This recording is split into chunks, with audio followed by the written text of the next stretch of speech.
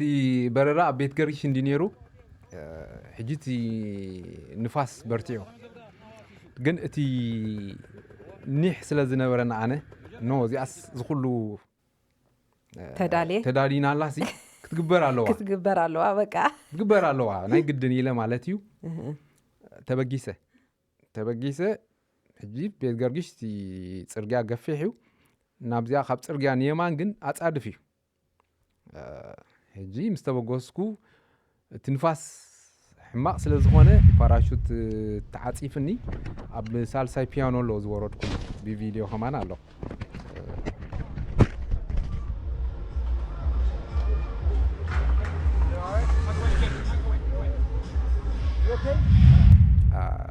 بريدي غيرو تبغاسيلني هجي مستوى اب العالم زديبكو بانيك كوينه لبيت افيني نتاحت ترأخص كلهم تمسفسي كابت مريس تأفي أمني كلهم دادقاقص تجزاوتي قالها دادقاق خويدو كله حدا عينة كوين تسمعني أو حجي نتي ندادق تبا خلاص كتفو نوية بل كان نعفنيو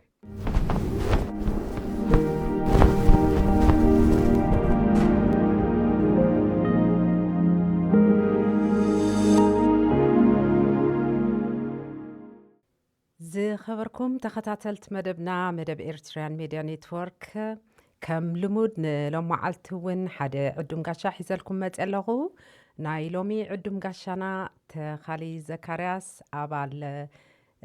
قداماي زوريا هاقراو أقلقلوت نباريو من الباتا بستفالالي بوتاتات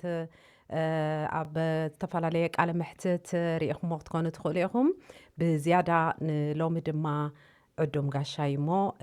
ناو أخبلكم سلام تخالي دمينا خبير كاب زمتاكا بسم تخطاتلت مدبنا عزيزة مسكنكا نلو معلتن بقري تسخا حيسكا زل خبوتا ازي كواز مسطني ويكا ناي بحقي نعيسي فولي طبلحتا دحدرلي تسخا حيسكا زلخا عينة سبورت ويكا اتناتكا بروفيشن مالتيو ازي سبورت زي فوليس لزخونه بقدامنتنا سبورت زي كتقلصو يدليكا مخنياتو انا نعخا مسفلوت كي نزي كله عينة سبورتات كم سبورت فولت اخي إلمو اسكي بمجمريا نابزي اخن ساقرمو نزي ابرهايا أوا زي عينة سبورتي زي بفلاي اكستريم سبورت ولو أبدا عدي أبسما يتقبر سبورتي استفلالي عينتي خا نسوخا كلا تغوينو حدا سكاي دايفين علو سكاي دايفين كأني كاب مريت تبجيسكا نفاريت مالتي أب سماي تسقيلكا خاب 13,000 ጫማ أير تخفيتو معصو زليلكا توصي مالتي زي سكاي دايفين يبحال باراغلايدين كأز بحال أزينو واحدي أصادف مالتي غوبوتات دارغا 10 كيلو تي جانتلا تي باراشوت تسكيمكا تغوبوت ديبمو كاو شعو نابتي نابس تي صفه بحري غويخا بتغوبوت صديفكا مالتيو بجانطلا قسيلكا تورد زي باراغلايدين يبحال باراموترين كاني بلعلي تي جانطلا خوينو ابي اوخاخا موتر على مالتي حجز زين كاب زخونه ميدا لك كم ايركرافت كاب زخونه ميدا تبجيسكا ساب زخونه بوتا تعالولو تخيل مالتي زخاب باراموتر بال باراموتر تراي كاني اذا انا برلا مالتي لك كم بشكلتا خوينا كم سلست اجر زلوا ابرانوي مالتي كم نفاريت لك كاميرا تبجيسكا خا تبرلا مالتي اذا باراموتر ترايك بال باراسيلين بحال كالو سوخا كبوت تي جمد ناتزرغحت جانطلا سون نلعلي يبرموني جن بجمد تتحاز زخا باراسيلين بحال مالتيو زين انتن اب سماي تغبرا نطفتات مالتي هو دحراي كنملاسو عندنا ازي فولي عينة سبورت زي مالت ولا اب هاجرناون بزح افلطو يبلنان بزعبا زي منالبات باراشوت جيروم كوردو كاب نفاريت نرينا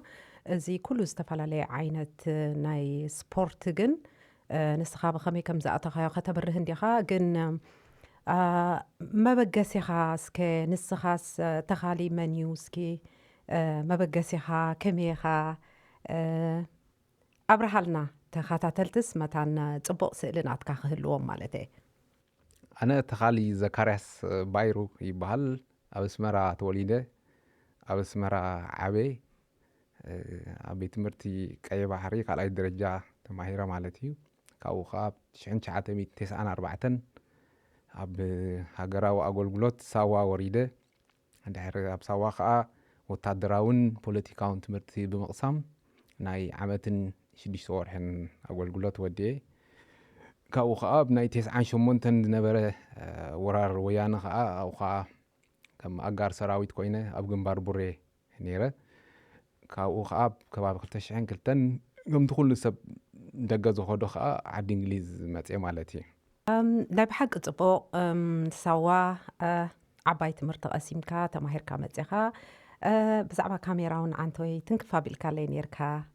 እዋ ካሜራ ሕጂ ኣብ ሳዋ ማለት እዩ መጀመርያ እቲ ተዓሊም ዝተወደአ ቅድሚ ተዓሊም ውዳእ ኦርኒክ እንታይ ክእለት ኣለካ ትበሃል ሕጂ ኣነ ድሌት ናይ ካሜራ ነርኒ ማለት እዩ ሕጂ ኣብኣስ ካሜራማን ኢለ ፅሒፈያ ኣብታ ኦርኒክ ሕጂ እቲ ተዓሊም ዝተወደአ ኩሉ ሰብ በቦትኡ ይውዛዕ ከሎ ንዓይ ከዓ ከም ካብ 10,000 ሰብ ማለት እዩ ቀዳማይ ተፀውዐ ኣነ ከም ካሜራማን ተባሂለ ማለት እዩ ካብኡ ሽዑ ኣብ ጎስጓስን ሓበሬታን ተመዲበ እቶም ኩሎም ተዓለምቲ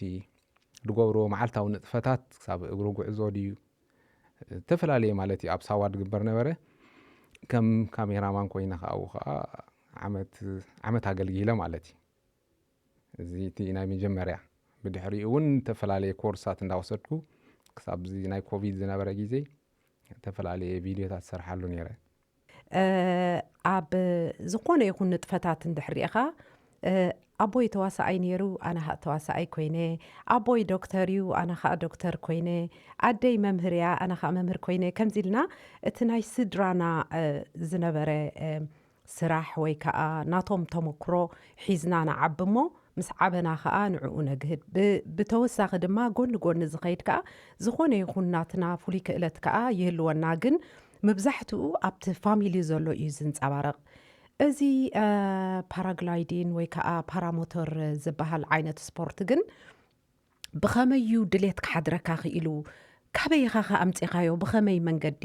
ናብዚ ክትኣቱ ክኢልካ ምክንያቱ ፍልይ ዝበለ እዩ ኣብ ሃገርና የለን ኣይንፈልጦን ኢና ስፖርት እዚ ምናልባት ከም ሽም ንፈልጦ ንኸውን ከም ኣብ ዝተፈላለየ ፊልምታት ዶኩመንታሪ ዝኾነ ነገር ክንሪኦ ንኽእል ንኸውን ግን ኣብ ሃገርና የለን ስፖርት እዚ ፍልይ ዝበለ እዩ ስለዚ ብኸመይ መንገዲ ኢኻ ነዚ ክትኣትዎ ክኢልካ ኣነ ናይ ብሓቂ ተገሪመኖ ፍሉይ ስፖርት ስለ ዝኾነ እዋ እዚ ፓራግላይዲንግ ዝበሃል ሓደ እዚ ኣዝዩ ኣብ ዓለምና ካብቲ ጥዑም ዝበሃል ስፖርት እዩ ምክንያቱ ሲ ወዲ ሰብ ከም ረጋቢት ኮይኑ ኣብ ሰማይ ክበርር ሲ ካብኡ ዝጥዕም ነገር የለን ሕጂ ኣነ ኣብ ድበረሉ ግዜ ሲ እቲ ሓንጎልካስ ሙሉእ ብሙሉእ ኣብቲ ንመሬት ሲ ኣብ ልዕሊ ሰማይ ኮንካ ጥምታ ሕጂ እቲ ዝፈጥረልካ ፍሉይ ዝኾነ ስምዒት ድዩ ዋላ ካብ ዝኾነ ኣብ ሓንጎልካ ዝኾነ ጭንቀት ዋላ እንተ ነርካ ኩሉ ድስሩዞ እዩ እዚ ዓይነት ስፖርት እዩ እንደገና ብዓለም ደረጃ ከዓ ሕጂ ዳርጋ እንዳተፈለጠ ኸይዱ ማለት እዩ ከምቲ ድበልክ ግን ካብ ምንታይ መበገሲ ተልክኒ ሓደ ክንዓቢ ከለና ካብ ንእሽተና ማለት እዩ ኣነ ዋላ እዚ ስፖርት ዝተደይ ነበረ እኳ ግን ናይ ኣድቬንቸር ብጣዕሚ ዝፈቱ ነበርኩ ካብ ብቆልዓይ ዝተፈላለዩ ዓድታት ብብሽክለታ ይኸይድ ብእግሪ ጉዕዞ ምሳኻ ዝውለ ነገር ኣሎ ካብ ንእሽተኻ እንደገና ፍላይት ከዓ ብፍላይ ፓይለት ምዃን ብጣዕሚ ይፈቱ ነይረ ቀደም ዝከረኒ ሲ ኣቦይ ኤርፖርት ሰብ ክንቅበል ገላ ክንከይድ ከለና እቶም ፓይለት ገለ ክሪኦም ከሎስ ከምዚኦም ሓደ መዓልቲ ክትከውን ኢኻ ከምኡ ዝብል ከዓ ዘረባ ነይሩ ገዛና ኩሉ ግዜ ብትምህርቲ እዩ ነይሩ ትዘረባ ሕጂ ከምኡ እኳ ክኸውን ተደይከኣልኩ ግን እቲ ናይ ሚግ ብፍላይ ዘን ሚግ ብጣዕሚ እየ ዝስሕባኒ ነይረ ናይ ሚግ ፓይለት ክኸውን እቲ መበገሲስ ካብኡ እየ ድብሎ ኣነ ሕጂ ብዛዕድ ምስ መጻኹ ግን ቀዳምነት ናይ ፓይለት ስኩል ክመሃር እዩ ነይሩ መደበይ ሕጂ ኣበይ ከይደ ኦርፒንግቶን ኤርፖርት በዚ ብሮምሊ ዘሎ ቤት ትምህርቲ ኣሎ ማኡ ሕጂ ምስ ሓተትኩም እቲ ገንዘብ ብጣዕሚ ክቡር እዩ ሕጂ ምስቲ ናተይ ዓቕሚ ከዓ ዝኸይድ ኣይኮነን ኢለ ግን ካልእ ዓይነት ፍላይት ከደ ይመሃር ኢለ ማለት እዩ ዋላ እቲ ናይ ፕራይቬት ላይሰንስ እውን ነይሮም ክሱ እውን ክቡር እዩ ዳሕራይ ግን እዚ ናይ ፓራግላይዲንግ እዚ ሓደ ኬንያዊ እንታይ ብለኒ እንታይ ገደሰካ ፓይለት ላይሰንስ ገለ ትብል ፓራግላይዲንግ ሲ እቲ ዝቐለለ ኣብዱላይ ከዓ ፍላይ ትገብረሉኒ ይብለኒ ሕጂ ካብኡ ብምጋስ ኦኬ እስከዚኣ ክሪኣ ኣለኒ ኢለ ማለት እዩ ኣብቲ ቤት ትምህርቲ ከይደ ተራእኽቦት ዋጋ ከዓኒ ዋላስ እውን ክቡር ኣብዛዕቲ ሕሱር ዝበሃል ነገር የለን ኣዝዩ ክቡር እዩ ሽዑ ግን ሓደ ወዲ ኣዘርባይጃን ረኺበ መምህር ድነበረስ ዳሕራይ ግን ኣቋሪፁስ ስቲል ግን ፍላይ ገብር ሕጂ እሱ እንታይ ይብለኒ ካብ ንስኻ ኣብቲ ቤት ትምህርቲ ሃይልካ ክጅምር ንመዓልትስ ንሰዓት 200 ፓውንድ ክኸብረካ እዩ ኣነ ግን መበገሲ ክገብረልካ እየ ንሱ ከዓ ኣብ ቱርክ ክንከይድ ኢና ኣብ ቱርክ ከይድና ፅቡቕ ወይዘር ኣለዉ ፅቡቕ ትሬኒንግ ትገብር ኣብኡ ዳሕራይ መፂኻ ግን ኣብዚ ኣብቲ ቤት ትምህርቲ ከይድካ ክእለት ሒዝካ መፂኻዮ ሞር ክቐለልካ ይብለኒ ዳሕራይ ሽዑ ኦኬ ተባሂልና ንቱርክ ከይድና ማለት እዩ ኣብ ቱርኪ ዳርጋ 2 ሰሙን ቅድሚኣ ግን ክኾልፈካ ነዚ ፕሮፌሽን እዚ ሲ ክቡር እዩ ክትብል ፀኒሕካ ማለት ፋይናንሻል ሲ ኣዝዩ ፍልይ ዝበለ ካብቲ ካልእ ዓውደ ስፖርት ኢልካዮ ሞ ብኸመይ መንገዲ ዋላ እቲ ንቱርኪ ክትከይድ ምሕሳብካ እውን ማለት ፋይናንሻሊ ዝምውለካ ተዘይረኺብካ ሲ ኣዝዩ ኣፀጋሚ እሞ ከመይ ኣቢልካ ክትክእሎ ክኢልካ ነዚ ተሓሳብካ ከመይ ኢሉ መፀልካ ዋላ ከማን ሓሳብ ዝህበካ ሰብ ይሃብካ ሞ ይሃለኻ ሞ ግን እንድሕር ደኣኒ ክምውለካ ዝኽእል ኣካል ዘይብልካ ከዓ ኣዝዩ ኣፀጋሚ ከም ካብ ሃገርካ ወፂኻ ኣብ ዓዲ ስደት ምንባርካ ቁሩብ እዚኣ ከዓኒ እዋ ምስቲ ካልእ ወፃኢታት ድዩ ገለ ድዩ ክቡር እኳ እንተኾነ ግን እቲ ፓሽን እቲ ድሌት እንድሕር ኣሎ ዘይግበር ነገር የለን ወዲ ሰብ ኩሉ ነገር ክገብር ይኽእል እዩ እንታይ ዳ እታ ክገብር ትብል ጥራይ እንድሕር ሓንጎልካ እሚንካዮ ዋላ ተለቂሕካ ድዩ ዋላ ለሚንካ ድዩ እታ ትደልያ ነገር ክትገብር ትኽእል ኢኻ ወዲ ሰብ እቲ ዝበርት ሓንጎል ኣሎ ኩሉ ነገር ክገብር ይኽእል እዩ ግን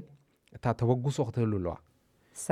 እሳኤ ደልያ ኣና ካእታ ሕልሚ ዘለዎ ስኒ ብኸመይ ክትግብሮ እየ ሕልመ ኢሉ ስኒ ክሳቐን ክጭነቕን የብሉ ነቲ ሕልሚ ሲ ክትግብሮ ኣብ ተግባር ከውዕሎ ስኒ ብዝኾነ ይኹን መዕቀኒ ዝኽልክሎ ነገር የለን ስለዚ እዚኣ እታ ትምህርትናትካ ናይ ብሓቂ ኣገዳሲት እያ ቀፅላ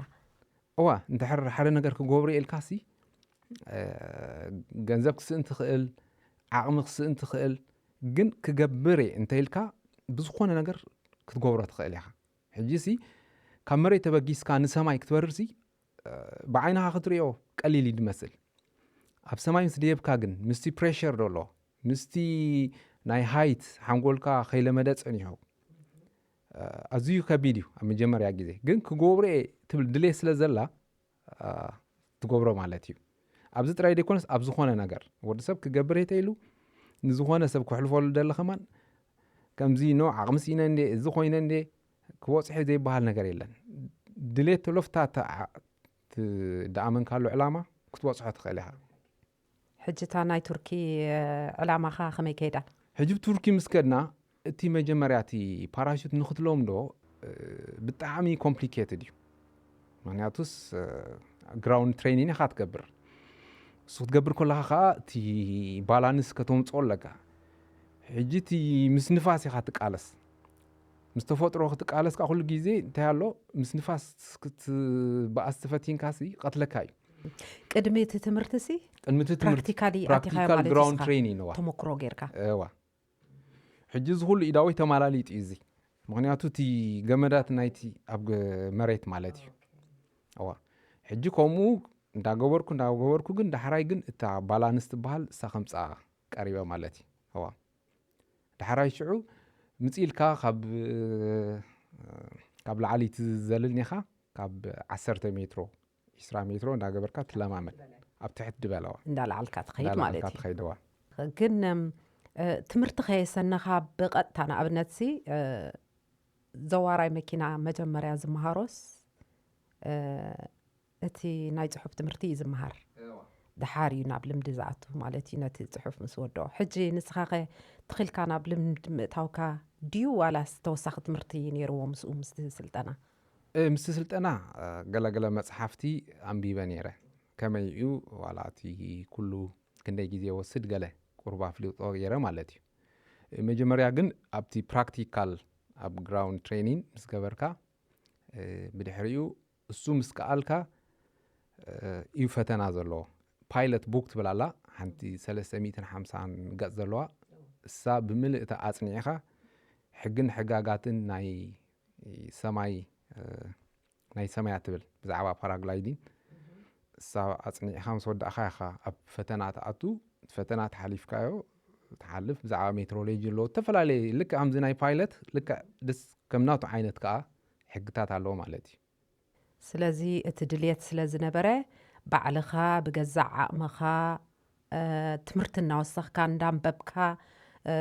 ዝበዝሐስ ብኸምኡ ኢኻ ተማሂርካዮ ማለት እዩ ቅድሚ ናብቲ ናይ ቲዮሪ ትምህርቲ ምእታውካ ማለት እዩ በጣዕሚ ጽቡቕ እሞ ድሓር ምስ ተመለስካ ድሕርቲ ዝገበርካዮ ስልጠና ኣብ ንክንደይ እዋን ኢኻ ወሲድካ ከባቢ 2 ሰሙንን ፍርኣን ኸውን እሞ እዚኣ ኣኻሊት ነይራ ማለት ድዩ መበገሲት ኮይና መበገሲት እያ እዚኣ ብጣዕሚ ጽቡቕ እዚኣ እውን ሓንቲ ደይ ተፈልጠት ክእለት እያ ማለት እዩ ኣብ ካልእ ቦታ ኸይድካ ከምኡ ዓይነት ትምህርቲ ወሲድካ መፂኻ ምስቲ ኣለኒ ኢልካ ክትብገስ ኢኻ ማለት እዩ ሕጂ ኣብዚ ናትካ ሓይሊ ብጣዕሚ ብነፍስኻ ምትእምማን ሕዲርካ ኣብ ጽቡቕ ደረጃ ኾንካ መፂኻ ክትጅምሮ ማለት እዩ ድሓር ኣብዚ ኸ ከመይ ኮይኑ ኣብዚ ምስ መጻኻ ኸ እቲ ሕጂ ኣብ ቱርኪ እንታይ ኮይነ መፄ ነቶም ኣብዚ መፄ ድምዝገቦ ቤት ትምህርቲ ሲ ተቐሪበ መፄ ማለት እዩ ከም ሓድሽ ተማሃራይ ደይኮነሲ ዋላ ቁሩብ ክእለት ሒዘስ ግን ንዖም ሲ ሓድሽ ኣይኮኖም ኣነ ገለ ኣምራ ማዕቤልካ መፅኻ ሒዝካ ቁሩብተይ ክእለት እዩ እምበር ብዙሕ ኣይኮነን ብቑዕ ኣይኮነን ማለት እዩ ድፍረት ወሲኽካ እቲ ናይ ሃይት ካብ መሬት ዘሎ ኣባያታ ሚስጥር ዓይንኻስ ንመሬት ጠሚቱስ ትስምብድ ዲኻ ይስምብድን ፓኒክ እታ ኣላምሽ ምስምባድ ንሳስ ቁሩብተይሲ ኣማሓሽያ ማለት እዩ ኣብዚ ምስ መጻኹ ሽዑ ኣብ ቤት ትምህርቲ ተመዝጊበ ሕጂ እታ ኣብ ቱርኪ ንመጀመርያ እዋን ሃይት ኢልካ ሞ እቲ ኣብ ላዕሊ ኾንካ ናብ ታሕቲ ንምጥማት ዝጀመርካላ ግዜ እንታይ ተሰሚዑካ ኣብ ቱርኪ እኳ ዳርጋ ብዙሕ ኣይገበርኩን ምክንያቱ እቲ ድምህረንስ ነበረ ሰብ ላይሰንስ የብሉ ናቱ ካብ ላዕሊ ከስቅለና ኣይክእልኒ ላይሰንስ ክህልወካ ኣሎ እሱ ኣብ ለንደን እየ ገይረያትሳ ናይ መጀመርያ ግዜ ማለት እዩ እቶም ቤት ትምህርቲ ስም ከድክዎም እቲ ናይ ኣብ መሬት ዝግበር ትሬኒንግ ሪኦምኒ ገለ ጽቡቕ እሞ ድሓራይ ከዓ እሶም ከዓ ቁሩብ ምሂሮምኒ እታ ናይ መጀመርያ መዓልቲ ግን ዝደየብኩላ ማለት እዩ ብሞተር እየ ደይበ እታ ናይ መጀመርያ መዓልቲ ሕጂ ዝደየበል ኩሉ ግዜ ብሬድዮ ገይሩ ተበገስ ኢልኒ ሕጂ ምስ ተበገስኩ ኣብ ላዕሊ ምስ ደየብኩ ፓኒክ ኮይነ ልበይ ጠፊእኒ ንታሕቲ ተረኣኹስ ኩሎም ተምሰብሲ ካብቲ መሬት ዝጠፊኦምኒ ኩሎም እንዳደቀቁስ ትገዛውቲ ገላኻ እንዳደቀቀ ኮይኑ ኩሉ ሓደ ዓይነት ኮይኑ ተሰሚዕኒ ሕጂ ነቲ ነዳዲ ክትቦ ከለኻስ ክትፍንዎ የብልካ ንዑፈኒዮ ሕጂ ትጽቡቕ ነገር ግን እቲ ጃንጥላ ከምዚ ድው ኢሉ ኣይወድቕን እዩ ኩሉ ግዜስ ግላይዲን ፓራግላይድ ማለት ግላይድ ገይሩ እዩ ዝኸይድ ከምዚ ቀስ እንዳበለ ተዘርጊሑ ኣሎ ከም መንፈርፈር ማለት እዩ ተዘርጊሑስ ትኽኢሉ ኩሉ ገዲፈ እንዴ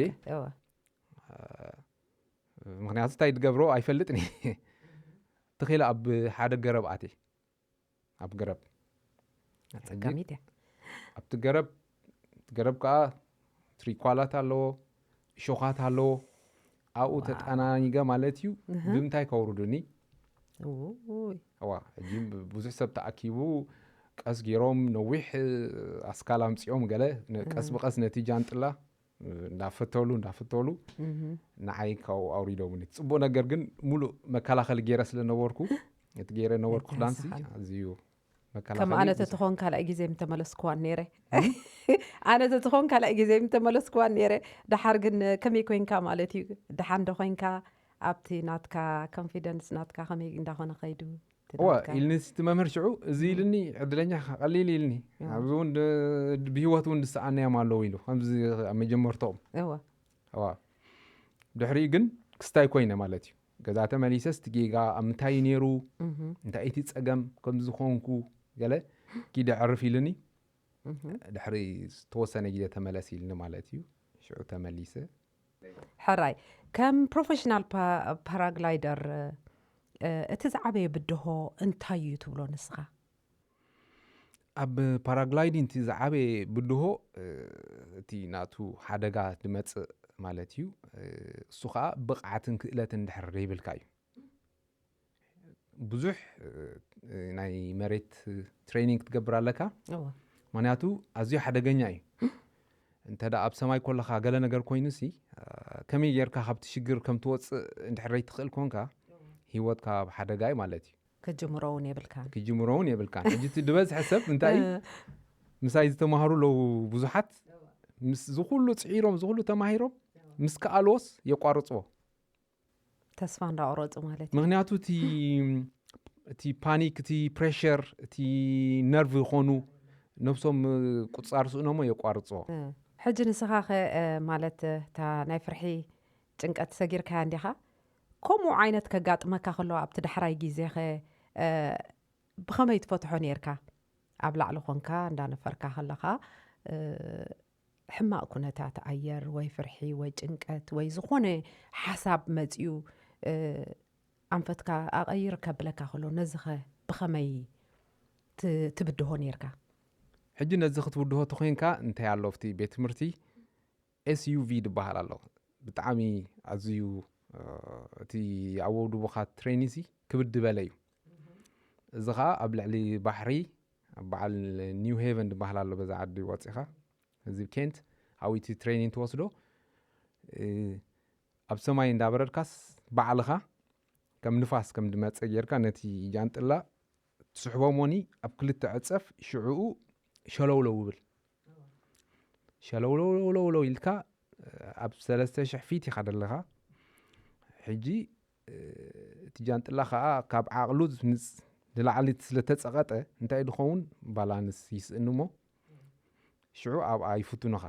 ሕጂ እሳ ክትገብር ኣለካ ታ ትሬኒ ካልእ ግዜ ንፋስ ኣብ ድበርትዓሉ ከምኡ ሽግር ተመፂዩስ ከመይ ጌርካ ትድሕን ሕጂ ከምኡ ኣብቲ ትሬኒንግ ስለትወስዶ ድኾነ መፂኡ ሽግር ወላ ሓንቲ ከመይ ጌርካ ከም ትወፅኦ ስለትፈልጥ ፀገም የብሉን ናይ ብሓቂ ፅቡቕ ሕልሚ ሓሊምካ ነቲ ዝሓለምካዮ ሕልሚ ክትግብር ከዓ ላዕልን ታሕትን ኢልካ ኣብ መፈፀምቲ ውፅሕካዮ ፕሮፌሽናል ኮንካ ፕሮፌሽናል ኮንካ ምውፃእካ ግን ክትወቕዖ ዝደለኻ ዕላማ እንታይ ነይሩ ኣብ ውድድራት ከተሳቲፍካ ዶ ዕላማኻ ከወቂዕካ ዶ እዋ ሕጂ ሲ እንታይ እዩ እቲ ክእለት ምስ ተምሃርካ ኣብዛ ዓዲ እቲ ፍቓድ ክወሃበካ ክእል ኣለዎ እቲ ፍቓድ ከዓኒ ሰርቲፊኬት ኮይኑ እዚ ሰብ እዚ ብቑዕ እዩ ኣብ ሙሉእ ዓለም ደለዋ ሜምበርሺፕ ብሎ ተመዝጊቡስ ክበርር ይኽእል እዩ ኢሎም ፍቓድ ክህልዎካ ኣለዎ ከምዚ ናይ ፓይለት ላይሰንስ እዚ ከዓ ናይ ፓራግላይዲንግ ሰርቲፊኬት ማለት እዩ ሕጂ እዚኣ ብምግባረይሲ ናይ ብሓቂ ዝሕጉሰኒ ሕጂ ኣብ ዝኸድኩ ዓድስ እቲ ሰርቲፊኬት ሲ ኣብ ወረቐት ገለ ይኮነን ሕጂ ኣብ ኦንላይን እዩ ሬጅስተር ኮይንካ ሽምካ ተወለድካሉ ሓቱኻ ብኣኣ ረኺቦም እንታይ ዓይነት ሬቲን ኣለካ እቲ ናትካ ሬቲን ሲ እንታይ ዓይነት እቲ ብቕዓት ኩሉ ኣብኡ ምዝጉብ እዩ ሕጂ ኣነ ኣብ ከምኡ ሬጅስተር ደ ሕጂ ከምኡ ብምዃኑ ንዓይ ኣዝዩ ሓጎስ ዝስማዓኒ ማለት እዩ ፓራግላይዲን ሕልምኻ እዩ ነይሩ ክትነፍር ኣብ ሰማየ ሰማያት ነዚ ዕላማ እዚ ምስ ወቃዕካ ኣብ ሂወትካ ዘምፅኦ ለውጢ እንታይ እዩ انتاي رخيبة بالحج نسخة كم زب مقباركا ألو مش أبي واتكا كتقوبرو تدلمو بس قبر كايقن تبوق نقر سمعكا أوا نعجي خومو بتعامي تسمعني بفلاي أفتناتي فاميلي خاني بفلاي دك أي مالتي ولا بعالتي بيتي كمان أزيات فوتو عين سبورتي ولا فت فاميل ناس سامر كون كولوسي برخان غيدمو جانت لنا العلنا سماي كنبر كل ناس تنقول عد حقوسو تحقواس تابعالتي بيتي نايب حقي ولا ساون سلسة جيزي بريرا لا نايب حقي تفوتو ولا فت فاميل سي حقوس فتير لنا أمناتي بيرسونال فاميلي دي كونس أمناتي ناي حواتي سدرا كمان نقولهم ولا ندي كي ترفع حيزة وسيدي عنيره نقولهم تقليهم كلهم بريرهم يم اتي نحادة عوت سبسي ويكا سب ايسي بدحريقو خاني حانتي عوتي بعلت بيتها على زبها مسلاسني اب عوت نختبصح دغافناتا انت زي هلو نيرو حجي كم زرعين دولو ساتوم دحر بعل بيت كاون ازمات كابيتسبكا سلازلو ساتوم سلاز دغف خاون بزي مغد زي ناي بحق خمس كونو غبوميو سخاون مسغانا خاغلصلهم بفلاي كا بعلت بيت كان دقخان كم تنسخات دليو مالتي أو بعلت بيتي سي ز عينت سبورت سي جيزي دبسد ገንዘብ ዝበልዕ ናይተን ቆልዑት ጊዜ ድወስድ እዩ እሳ ግን ነዚ ከይተሓለለት ድልየቱ ከም ድላዩ ይግበር ኢላ ነፃ ገዲፋ ማለት እዩ ኣነ ኸ እሳ ብድሕሪት ኮይና ነገር ተትገብረለይሲ ኣብ ርእሰይሲ ጭንቀት ምግበረለይማ ኣይምገበርክዎን ንሳ ግን ነፃ ኮይና ኣነ ኸማን ምስኻ ክኸይደ ክፍትኖለኒ ኢላ ኣብ ቱርክ ምሳይ ከይዳ በሪራ ኣብ ዝዓዱን ኣብ ሰለስተ ቦታ በሪራ ኣላ ኣዝያ ትፈትዎ ስፖርት እዩ ሕጂ ሳተደይ ትድግፈኒ እውን ኣነስ ኣይምገበርክዎን ስለዚ ክምስገን ውንሳ እውን ንግባእ እዩ ናይ ብሓቂ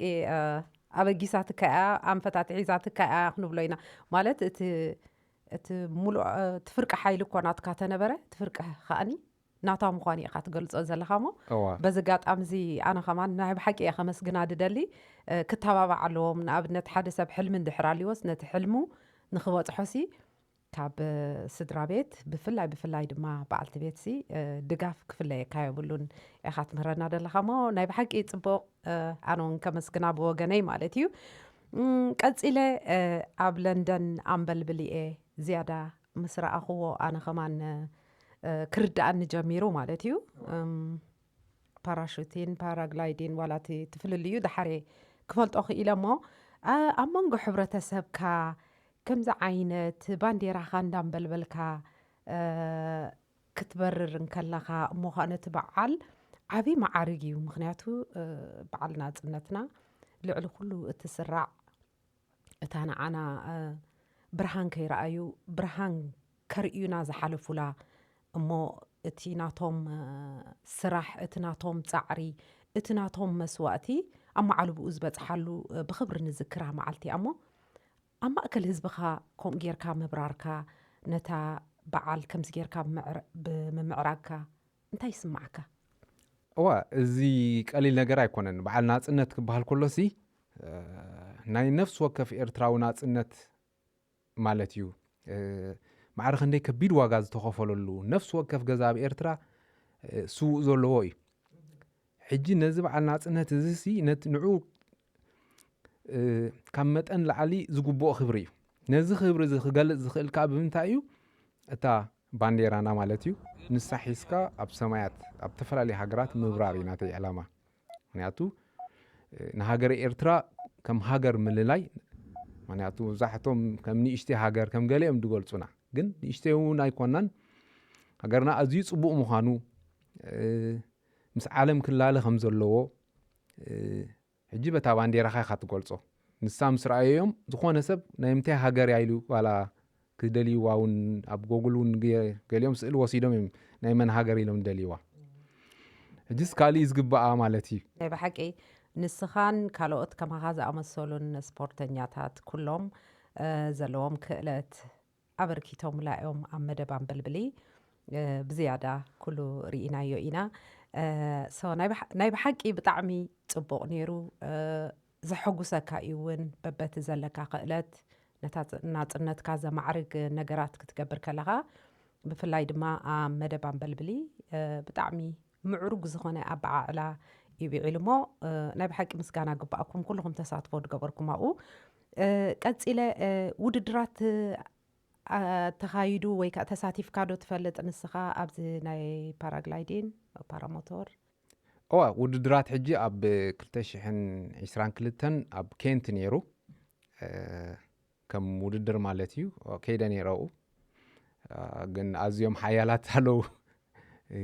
ብጣዕሚ ኣዝዮም ሓያላት ናይ ነዊሕ ዓመት ተመክሮ ዘለዎም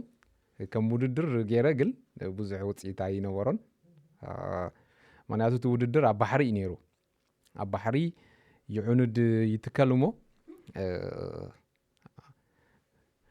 እንዳተጋማጠልካ ኸነተን ይዑኑድ ትዞረን ሕጂ ሳብኡ መን ቀዳማይ ወፀ እዩ ነይሩ ሕጂ እንድሕር ገለ ኾንካ ካብቲ ባሕሪ ኢኻ ተኣቱ ከቢድ ነይሩ እቲ ፈተና ግን ከም ምፍታን ፈቲነ ግን ኣትሊስት ግን ፅቡቕ እቲ ባንዴራ ናይ ኤርትራ ገለ ነይራኡ ኣትሊስት እሲ ብዙሓት ሃገራት ከዓ ነይሮም ካብ ተፈላለዩ ሃገራት ነይሮም ፅቡቕ ነይሩ ሓፈሻ እቲ ዝዓበየ ነገር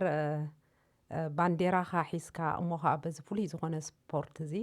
ኣብ ጎኒ ተን ካልኦት ሃገራት ሰሪዓ ክትሪኣ ከለኻ ዝፈጥረልካ ሓጎስ እውን ፍሉይ እንድዩ ዋላ ንልምምድ ይኹን ዋላ ተዓዊትካን ኣይተዓዊትካን እታ ባንዴራ ጠጠው ምባላ ንዓና ግን ዓብ ሓበን እዩ ስለዚ ንመፃእ እውን ዓወታት ናትካ ክህሉ እየ ዝደሊ ክንሪአኻ ኢና ኤርትራዊ ኣብ ዝኣተወ ኩሉ ግዜ ተዕዋት ኮይኑ እዩ ዝወፅእ ስለዚ ሕልምኻ ጋህዲ ኮይኑ እዩ ዓዲ እውን ከድካ ነርካ ኣብ መዓልቲ ናፅነት ይመስለን ተደይ ተጋጌ ዕላማ ነርካ ክትበርር ኣብ 24 ጉንበት እንታይ ጌርካ እቲ ዕላማ እንታይ እዩ ነይሩ ካብ ኣስመራ ሙሉእ ዕጥቂ ሒዘ ማለት እዩ ብመገዲ ኤምባሲ ኤርትራ ናብ ኣስመራ ምስ ከድኩ ነቲ በዓል ናፅነት ብሰማይ ሰማይ ኣስመራ ብምልእታ ዘይረስ ዓብ ባንዴራ ንታሕቲ ውሪደ ኣብቲ ማእከል ስታድየም ኣብኡ ክዓልብ እዩ ነይሩ እቲ መደብ ግን ያጋጣሚ ጉዳይ ኮይኑ ብዙሕ መፅናዕቲ እውን ስለ ዘይተገብሮ ቅድሚ ሕጂ ናይ መጀመርያ ግዜ ኣነ ስለ ዝኾንኩ ናይ ኩነታት ኣየር ዝነበረ ሕማቕ እዩ ነይሩ ሕጂ ኣስመራ ከዓኒ ካብቲ ፅፍሒ ባሕሪ ኣብ ላዕሊያ ትርከብ ምስ ዝነበረ ናይ ንፋስ ኩነታት ምስ ተፈተነ ሓንሳብ ፈቲነ ነይረ ኣብ ቤት ገርግሽ እቲ ንፋስ ግን ብዝተፈላለየ መገዲ ድመፅእ ኣብ ትወረሉ ግዜ ከዓ ንፋስ ብሓደ ወገን ጥራይ ክመፅእ ኣለዎ ነቲ ፓራሹት ሓፍ ከብሎ ተኮይኑ ኣብ ኣስመራ ግን ብኩሉ ድመፅእ ነይሩ ኣዝዩ ሓደገኛ ስለ ዝኾነ እቲ ፕሮግራም ንኻልእ ግዜ ተቐይሩ ማለት እዩ ኣብ ፅቡቕ ዝኾነ እንደገና መፅናዕቲ ተገይሩሉ ዝሰፊሑ ንኻልእ ግዜ ንክግበር ተመሓላሊፉ ማለት እዩ እምበር ኣብ ኤርትራ ብጣዕሚ ተዝኸው ነይሩ ፅቡቕ ነይሩ ሕጂ ናይ ኣስመራ ኩነታት ኣየርሲ ብጠቕላላ ድዩ ምቹእ ዘይኮነ ዋላስ ኣብቲ ሽዑ እዋን እዩ ሕማቕ ኩነታት ኣየር ነይሩ ኖ ኣስመራ ካብተን ኣብ ዓለምና ኣዝየን ንከምዚ ዓይነት ስፖርት ምቹእ ዝኾና እያ ግን ኣብታ ወርሕቲ እያ እቲ ዝነበረ ናይ ንፋስ ኩነታት ሕማቕ ነይሩ እምበር ኣስመራሲ ካብ ኣፍሪቃ ካልአይቲ ካብ ዓለም ከዓ መበል 5 እያ ካብ ፅፍሒ ባሕርስ ልዕሊ 7600 ፅፍሒ ብራኸ እያ ትርከብ ሕጂ ካብ ኣስመራ ተበጊስካስ ክሳብ ባፅዕ ብዘይ ፀገም ክትከደሉ ትኽእል ኢኻ ግን ኣዋርሕ ይውስኑ ኣበየናይ ኣዋርሕ እዩ እቲ ፅቡቕ ግዜ ንፋሲ ድኾነ ንፋስ ነዚ ክትበርር ተኮይንካሲ 12 ማይል ፐር ኣዋር ክኸውን ኣለዎ እቲ ንፋስ ኣብቲ እዋንቲ ግን ልዕሊ 20 ገለ እዩ ነይሩ ኣስመራ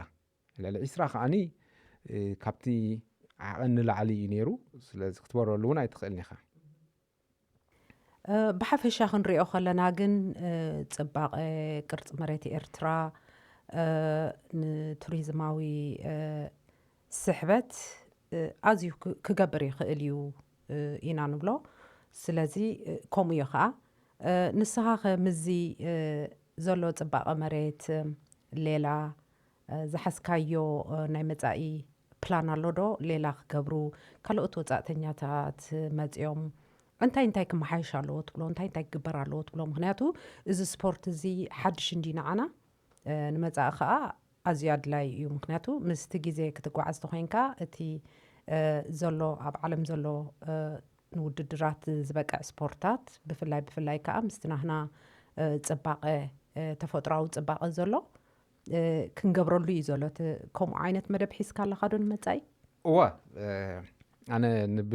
ብነፍሰይ ጥራይ ደይኮነሲ ብኩሉ ኤርትራዊ ኣብ ሙሉእ ዓለም ደሎ ዝኾነ ይኹን ንቱሪዝም ክስሕብ ድኽእል ክእለት ዘለዎ ሰብ ካብ ሕጂ ክንጅምሮ ኣለና እየ ድብል ኣነ ካብ ሕጂ ዘሎ ወለዶ ጀሚርና ነቶም ዝመፁ ወለዶ ኣትሊስት መበገሲ ጌርናሎም ክንፀንሕ ሕጂ እዚ ዓይነት ስፖርት እንድሕር ኣብ ኤርትራ ክግበር እንተኮይኑ ካልኦት ከዓኒ ክስዕብዎ እንተኮይኖም ወይ ብዙሓት ቱሪስት ክንስሕብ እንተኮይንና እቲ ኣብ መሬት ዝግበር ኣብ ኤርትራ ክግበር ኣለዎ ሓደ ቦታ ክዳሎ ኣለዎ ሕጂ ንምሳሌ ናይ ፓራግላይዲንግ ምድላው ኣብ ገማግም ቤት ገርጊሽ ኣብኡ ብግቡእ ቦታ ተዋሂብዎ ማለት እዩ መበገሲ ተገይሩ ኣብኡ ክስራሕ ክእል ኣለዎ ካልኻ ነቲ ቱሪዝም ዘድሊ ነገራት ከዓ ተፈላለየ ክንበዓል ሆቴላት ድዩ ናይ ተፈላለየ ነገራት ንዕኡ ዘድሊ ማለት እዩ ከዓ ክዳሎ ክኽእል ኣለዎ እዚ ግን ብሕጂ ማለት እዩ ኣዋ ሕጂ ናተይ መደብ እንተደኣ ኣብ ዝመፅእ ማለት እዩ ብዙሓት ክኢላታት ኣነ ጥራይ ደይኮንኩስ ኣብ ኤርትራ ነቲ ቱሪስት መፅኦም ከዛውሮም ድኽእሉ ኣብቲ ኣጻድፍ ናይ ኤርትራ ከምኦም ክእለት ንምትሕልላፍ ማለት እዩ ኣብዚ ሓድሽ ወለዶ ተዋሓደ ኣነ 5 ሰባት ዋላ እንድሕር ከምኡ ክእለት ኣመሓላሊፈሎም ኣብ ሚኒስትሪ ቱሪዝም ዓብዪ ኣበርክቶ እውን ክገብሩ ክእሉ እዮም እሶም ሕጂ ብዛዕባ ፅባቐና እንዲና ክንዛረብ ፀኒሕና ፅባቐና ክልቲ ሂቡና ንዓና በቲ ሓደ ነቲ ፅባቐና ከም ብልጫ ከም ዓወት ከም ሃብቲ እንዲ ንዓና በቲ ሓደ ሸነኽ ድማ እቲ ፅባቐና ዳርጋ ልክዕ ከምዚ ናይ ሕማቕ ነገር ኮይኑ ምስ ዘይ ጥዑይ ጎረቤት ብምንባርና ወይ ከዓ ኣብቲ ተኣፋፊ ቦታ ምህላውና ብክልቲኡ ወገን ተሃሲና ኢና እቲ ፅባቐና ክገሃድ ኣይከኣለን እንደገና እቲ ኩነታት ከዓኒ ኣፀጋሚ እዩ ንኤርትራ ምስቲ ዘለዋ ስትራቴጂካዊ ኣቀማምጣ ይኹን እቲ ፅባቐ ስሕበት ኩሉ ዘለና ንኸይገሃድ ተደጋጋሚ ዕንቅፋታት እናመፀ ንኩሉ ነገር ሃሲይዎ እዩ ሕጂ ኣብዚ ከምዚ ዓይነት ህሞት እዚ ፓራግላይድን ፓራሞቶር ንወታደራዊ ኣጠማምታ ብኸመይ ትሪኦ ሓገዝ ከበርክት ይኽእል ዶ ትብሎ ኣብ ኮሚታት ከ እዋ ከም ሓገዝ ሕጂ ኣነ በዚ ብፍላይ እዚ ሞተራይዝድ እዚ ፓራሹት ኣብ ወታደራውስ ካልእ ከይከድናስ ሓማስ ኣብ ልዕሊ እስራኤል ዝገበሮ ርኢኺ እዋ እቲ ዝነበረ መጥቃዕቲ ሓደ 20 ዝኾኑ ነዊሕ ስልጠና እዮም ወሲዶም ሰልጢኖም ምስ ሙሉእ ዕጥቂ ተዓጢቆም ብሰማይ ገይሮም እዮም ናፍታ ከተማ ኣትዮም ምክንያቱ ብሃይ ዝኾነ ቴክኖሎጂ ዝተዓጠቐ ቦርደር ማንም ፃዕፂ ክሓልፎ ደይክእል እዮም ሰጊሮሞ ኣባና እውን ኣብ ወታደራዊ እውን ከምኡ ሰባት ኣሰልጢንካሲ ናብ ሓደ ሚሽን ካብ ሳተላይት ሕቡ እዩ ክትከይድ ከለኻ መብዛሕትአን ነፈርቲ ክሓልፋ ከለዋስ እቲ ራዳር ይቆፃፀረኒ እዚ ግን ካብ ራዳር ወፃኢ እዩ ካብ ራዳር ወፃኢ ሓሊፍካስ ብድሕሪ ፀላኢ ወሪድካ እውን ዓብዪ ዕንወት ከተውርድ ትኽእል ኢኻ እዚ ኣብ ወታደራዊ ማለት እዩ እሱ ካብ ቀረባ ግዜ ብተግባር ዝተረኣየ እዩ ንኻልእ ከዓኒ እዚ ኣብ ቦርደር ሕጂ ኣብ ዶባ ዝግበር ደይ ሕጋዊ ንጥፈታት ኩሉ ኣብ ክንዲ ብማኪና ብእግሪ ሙሉ መዓልቲ መዓት ኤነርጂ ክተቃፅል ካብ ትውዕል ብክልተ ሰዓሲ ዳርጋ ናይ ነዊሕ ናይ 9 እስካብ 100 ማይልስ ዝኣክል ኣብ ሰማይ ኮይንካ እንተይ ሃላፍታ ቦርደርሲ ሓንቲ ብሓንቲ ቆፃፀርሉ እውን ትኽእል ኢኻ እዚ ኣብ ገለገለ ሃገራት ዝጥቀሙሉ እዮም ሕጂ እዚ ሕጂ ብኤርትራ ከዓ ክንጥቀመሉ ምስ ምዕባለስ ንምንታይ ክንጥቀመሉ ንኽእል ኢና ከምዚ ዓይነት ነገር ብዓብዩ ከዓ ንቱሪስት ከዓኒ ማለት እዩ ጎኒ ጎኒ ቱሪዝማዊ ድማ ፀጥታን ውሕስነትን ከም ዝትብሎ ዘለኻ ከዓ ኣድላይ ስለ ዝኾነ ንኩሉ ነገር ስኒ ብዓይኒ ወታደራዊ ርኢኻ እውን ኣዝዩ ዓብይ ስራሕ እዩ ዘለዎ እሞ ስለዚ ክተባባዕ ዘለዎ እዩ ንብሎ ብተወሳኺ ኣብ ኤርትራ ዋላ እኳ ኣብታ 24 ጉንበት ዘይተዓወትካ ግን በሪርካ ነርካ መስለኒ ዘጋጠመ ብድሆታት ከንታይ ነይሩ እስኪ ግለፃ ሳኻ እቲ በረራ ኣብ ቤት ገርሽ እንዲ ነይሩ ሕጂ እቲ ንፋስ በርቲዑ ግን እቲ ኒሕ ስለ ዝነበረና ኣነ እዚኣስ ዝኩሉ ተዳሊና ኣላሲ ክትግበር ኣለዋ በቃ ክትግበር ኣለዋ ናይ ግድን ኢለ ማለት እዩ ተበጊሰ ሕጂ ቤት ገርግሽ እቲ ፅርግያ ገፊሕ እዩ ናብዚኣ ካብ ፅርግያ ንየማን ግን ኣፃድፍ እዩ ሕጂ ምስ ተበገስኩ እቲ ንፋስ ሕማቕ ስለ ዝኾነ ሓፍ ክብል ከለኹ ሒዙ ናብቲ ፀድፊ ገፁ ደርቢኒ ኣብቲ ፀድፊ ኣትየ ማለት እዩ እንታይ ተሰሚዕካ ወላ ተሰማዓንን ብሓቂ ናይቲ ስፖርትስ ዋላ ሞት እውን ክመፅእ ክእል ኢኮ ከምኡ እውን ኣጋባኒፍን ኣብ ቱርኪ ዳሕራይ ማለት እዩ ኣብ ዳወረድኩ ከለኹስ እቲ ፓራሹት ተዓፂፍኒ ኣብ ሳልሳይ ፒያኖ ኣሎ ዝወረድኩ ብቪድዮ ከማን ኣሎ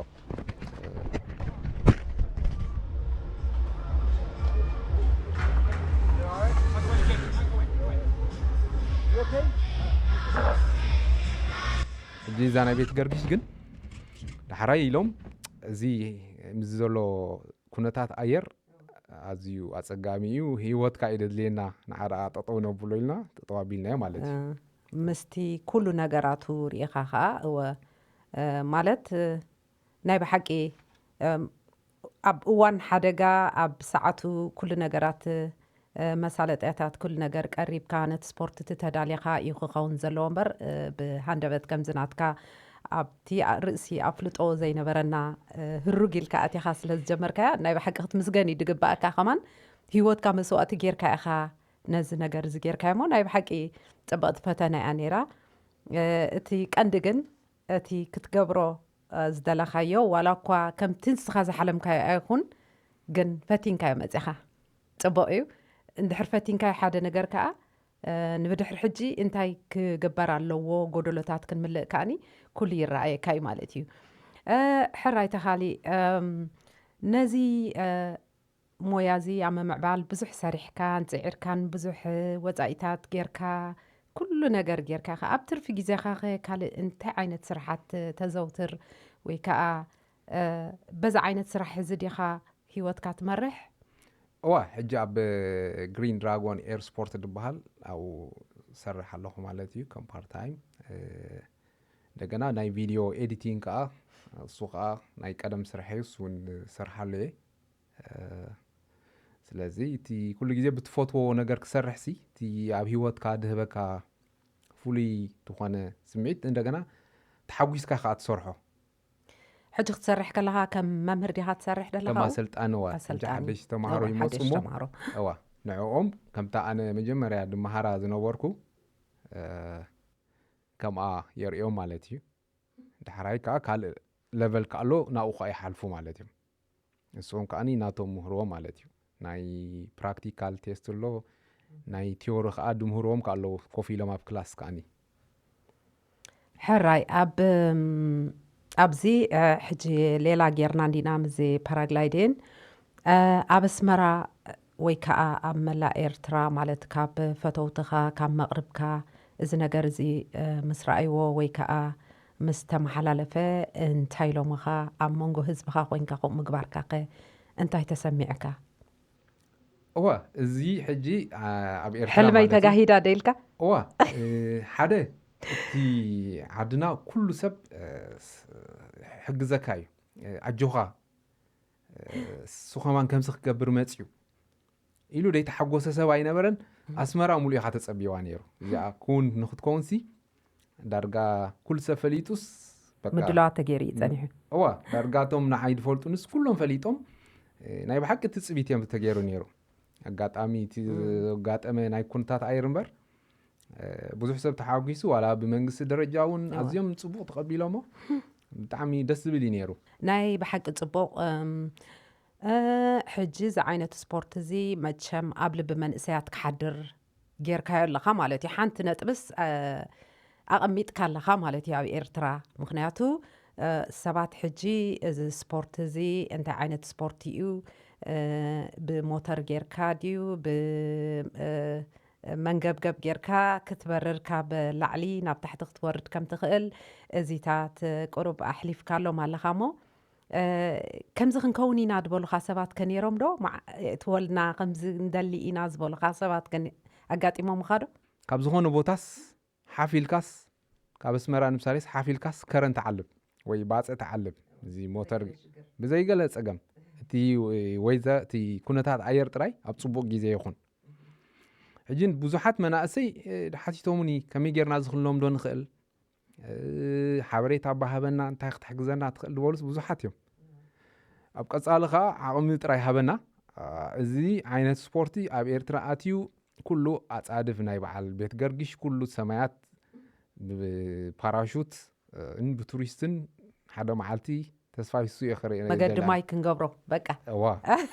እዚኣ ሕልምና ናይ ብሓቂ ኣነ እውን ክትዕወተሉ እየ ዝምነየልካ ምክንያቱ ምስቲ ዘለና ጽባቐ ተፈጥሮ ዝሃበና ጽባቐ ኣብቲ ርእሲኡኻ ጽባቐ ተወሲኽናሉ ብፍላይ ብላዕሊ ኮንካ ነታሕቲ ኣብቲ ጥምተሉ እዋን እቲ ኩሉ ቅርፂ መሬት ብሙሉእ ኢኻ ትሪኦ ስለዚ እቲ ትዕድልትና እቲ ጽባቐና ጎሊሑ ብኣና ሓሊፉስ ካልኦት ቱሪስት ስሒብና ከዓ ከምኢታት ንኽኸውን ናይ ብሓቂ ክተባባዕ ደለዎ ስራሕ ፓራግላይዲን እስከ እሞ መጻኢታት ከመይ ይመስል እዋ ኣነ ሕጂ ንዝኾነ ኣብ ሙሉእ ዓለም ደሎ ኤርትራዊ ክብሎ ዝደሊ ኤርትራ ማለት እዩ ካብተን ኣብ ዓለምና ዘለዋ ኣዝየን ምቹእቲ ንቱሪዝም ክትከደላ ትኽእል ሃገር እያ ሕጂ ኣነስ 2 ወርሒ ገይረ ኣብዘን 2 ወርሕስ ውሒደናንስ ትኬተይ ክንደ ግዜ ይቐይረ እዮም ምክንያቱ መዓት ዝግበር ኣክቲቪቲ ይደሎ ብፍላይ ካብ ኣስመራ ወፂኻ እዚ ከባቢ ናይ በዓል ሕምብርቲ ናይ በዓል ዓዲ ሓበሻ እግሪ ጉዕዞ እዚ ሃይኪንግ ድብሎ መዓት ኣክቲቪቲ እዩ ዘሎ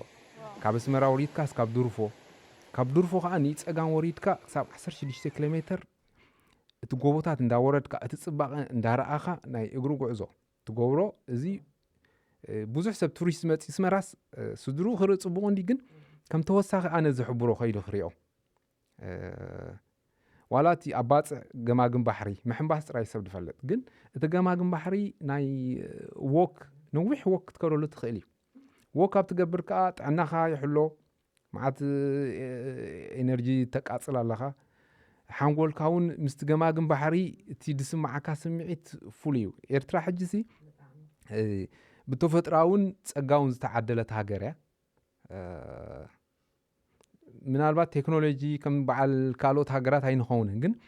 ብተፈጥሮ ኣምላኽ ዝተዓደለ ጽባቐ ኣለና እዚ ከዓ ኩሉ ሰብ ኣክንዲ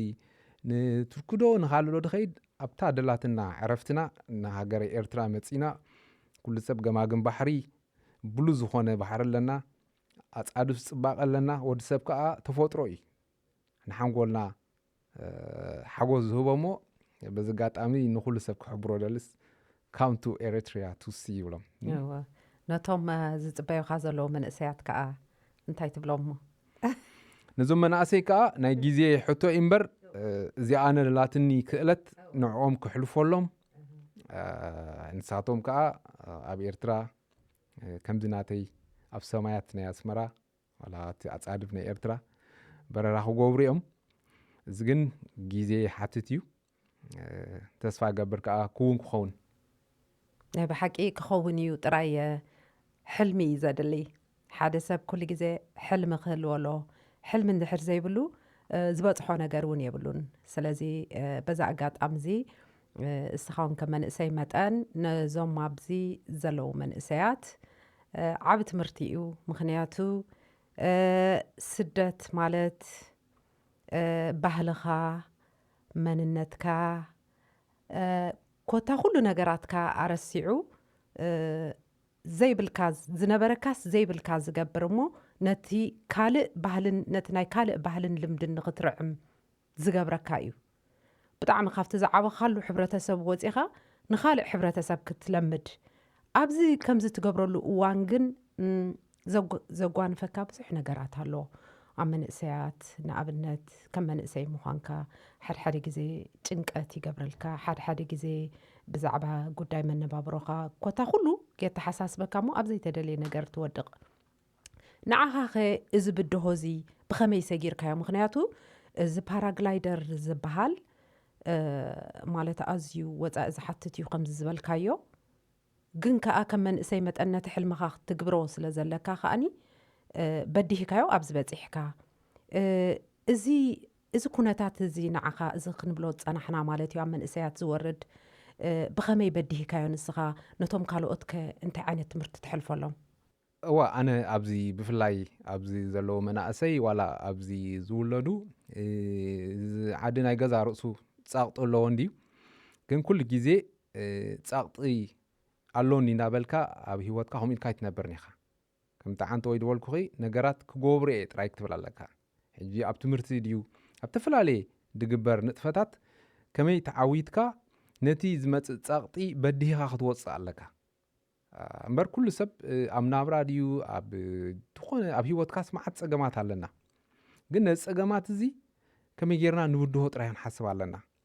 ፀገም ድሕሪ ፀገም ኢልካዮ መመሊስካ ኣብ ፀገም ኢኻ ትነብር ሽግር ከዓ እንተወሰነ ግዜ እምበር ሓላፋ እዩ ሕጂ ኣነፍቲ ድጅምረሉ ግዜ እዚ ክቡር እንድዩ እዚ ብጣዕሚ ኣዝዩ ሕማቕ ስፖርት እዩ ገሌላ ተዳኺመ መገደፍኮ ግን ምስቲ ዝነበረ ፃቕጢ ዲ ገለ ኖ ክግበር ኣለዎ እዚ ዘሎ ብድሆታት ኩሉ ክሓልፎ ኣለኒ ዋላ እንታይ ገደሰካ ክንዲዚ ሽሕ ትውድእ ክንዲዚ ገለ ኣብ ካልእ ተጥፍኦ ዝብሉካ ሰባት እውን ኣለዉ ንድሕሪት ዝጎሱ እውን ኣለዉ ግን ነዚ ኩሉ ብድሆታት ፈንጢስካ ክትወፅእ ሓንጎልካ ክትእሙን ኣለካ ብፍላይ ኣብዚ ድውለዱ ቆልዑት ኣነ ከም ምኽሪ ድብሎም ሓደ እቲ ፋሚሊ ክሳተፍ ክኽእል ኣለዎ ነቶም ቆልዑት ከባራትዖም ክኽእል ኣለዎ ኣርኣያ ክኾነዎ ኣርኣያ ኣቦን ኣደን ሕጂ ኣነ ኣብ ገዛይ ክመፅእ ሲ እዞም ቆልዑት ኣነ ድገብሩ ኣክቲቪቲ ይርኢ ኣለዋ ፅባሕ ንጎ ከዓ እሰን ልክዕ ከምየን ክገብራ እስኻ ደይገበርካ ግን ውላደይ ክገብሩ እንድሕር ኢልካ ትሓስብ ኣለኻ ኣብ ጌጋ ኣለኻ ድብል ኣነ ናይ ብሓቂ ተኻሊ ዘካርያስ በዚ ዝሃብካና ዓብ ትምህርቲ ኣነ ዓጊበ ኣለኹ ዋላ እኳ ዘይምኖ ዕላል እንተኾነ ግን ሰዓትና ይዓግተና ስለ ዝኾነ ንኸይንቕፅል ናይ ሎሚ ሰዓትና ድማ ኣኺላ እሞ መጨረሻ ኣይሕለፍክዎን ወይ ከዓ ኣይበፃሕክዎን እዚኣ ኸይበልክዋ ሓሊፈ ትብላ ተላትካ ወይ ከተመስግኖም ትደሊ ሰባት ኣብ ዓዲ ዝተሓባበሩኻ ድዩ ኣብዚ ድዩ መሳርሕትኻ መማህርትኻ ስድራ ቤትካ ንኩሎም ከተመስግን ወይ ክትብሎ ዘለካ መጨረሻ ዕድል ክህበካ እዋ ብመጀመርያ ነታ ክብርቲ በዓልቲ ቤተይ ነዚ ዓይነት ስፖርት ንክገብር ደፋፊኣ ኣብዚ ደረጃ እዚ ሙሉእ ብሙሉእ ፍቃድ ዘለኒ ፍላየር ክኸውን ድገበረት ከመስግና ይደሊ ካልእ እውን ኣብ ኣስመራ ነዚ ስፖርት እዚ ዝተሓባበሩ ባህልን ስፖርትን ብፃይ ዘመደ ተኽለ ኣምባሳደር ዘመደ ተኽለ ከምኡውን ሃገራዊ ድሕነት ኤርትራ ከምኡውን ሓይሊ ኣየር ኤርትራ ኣቪዬሽን ኤርትራ ነዚ ኩሉ ተሓባበሩ ማለት እዮም ነዚ ኩን ክኸውን ዝፀዓሩ ብጣዕሚ ምስጋና ይብፅሓዮም ይብል ከምኡውን ኤምባሲ ሚድያ ኤምባሲ ኤርትራ እውን እስካብ ኣስመራ ኮንታክት ገይሮም ነዚ ክኸውን ዝገበሩ ማለት እዮም ምስጋና ይብፅሓዮም ተስፋ ገብር ኣብ ዝቐፅል ዓመታት ከዓ ካብዚ ዝበለፀ ስራሕ ኢድና ክንመፅእ ተስፋ ገብር የቐኒለይ ኣነ ድማ ናይ ብሓቂ ዓወትካየ ዝምነ ኣብ ቀፃሊ ብካልእ ስራሕን ብካልእ ተመክሮን ክትመጻና ዝምነየልካ ስለዚ ንሎሚ ምሳኻ ዝነበረኒ ግዜ ኣብዚ ክዛዝሜ ዝኸበርኩም ተኸታተልቲ መደብና ንሎሚ ሒዝናልኩም መጺና ዝነበርና ዕዱም ጋሻና ተኻሊ ዘካርያስ ምስኡ ዝነበረና ምቁር ዕላል ኣብዚ ዛዚመ ኣለኹ ቅድሚ ኣብ ቀጻሊ ምባለይ ግን እዛ ኤርትራና ናይ ብሓቂ ጽቡቕ ይዕድላ ኩሉ ዘዝተወልደን ንዓደይ ዝብል ዝሓዞን ዝተማሃሮን ዝፈለጦን ናብ ወለዱን ናብ ስድራ ቤቱን ናብ ሕብረተሰቡን ከሕልፍ ዝፅዕር መንእሰይ እዩ ዘለና እሞ በዚ ድማ ናይ ብሓቂ ዕድለኛታት ኢና ክብል ይደሊ ስለዚ ኣብ ቀጻሊ ካልኦት ፍሉይ ክእለት ዘለዎም ሰባት ሒዝናልኩም ክንመጽእ ኢና እሞ ክሳብ ሽዑ ግን ሰላም እናበልኩ ናይ ሎሚ መደበይ ኣብዚ ዛዚመ ኣለኹ